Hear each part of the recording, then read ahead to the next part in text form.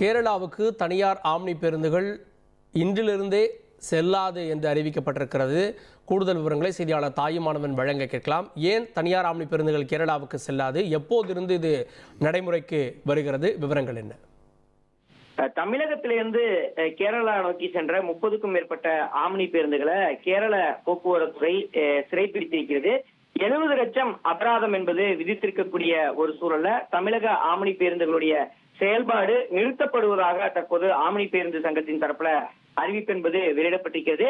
சரியாக இன்று இரவு 8 மணி முதல் இந்த ஆம்னி பேருந்துகள் என்பது தமிழகத்தில் இருந்து நிறுத்தப்படுவதாகவும் கேரள மாநிலத்திற்கு பேருந்துகள் இயக்கப்பட போவதில்லை என ஆம்னி பேருந்து சங்கத்தினர் ஒருமனதாக முடிவு செய்திருப்பதாக தகவல்கள் வெளியிடப்பட்டிருக்கிறது.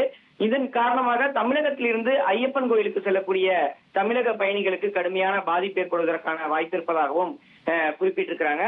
தமிழக அரசும் கேரள அரசும் தலையிட்டு 2 மாநிலங்களுக்கு இடையான அந்த பொது போக்குவரத்துக்கான அந்த பிரச்சனையை தீர்வு காணக்கூடிய வகையில ஆம்னி பேருந்துகளை இயக்குவதற்கு தேவையான நடவடிக்கையை எடுக்க வேண்டும் என தமிழக அரசுக்கும் கேரள அரசுக்கும் ஆம்னி பேருந்து சங்கத்தினர் வேண்டுகோளை விடுத்திருக்கிறாங்க. கேரள மாநிலத்துல பல்வேறு நடவடிக்கைகள்ல தமிழக ஆம்னி பேருந்துகள் மீது எடுக்கப்பட்டிருந்ததாகவும் இதன் காரணமாக பயணிகள் பாதி வழியிலே இறக்கிவிடப்பட்டது மட்டுமல்லாம 30க்கும் மேற்பட்ட பேருந்துகளை ஆம்னி பேருந்துகளை சிறைப்பிடித்திருந்ததன் காரணமாக இத்தகைய நடவடிக்கை எடுத்திருப்பதாக ஆம்னி பேருந்து நிர்வாகத்தினர் தெரிவித்திருக்கிறாங்க.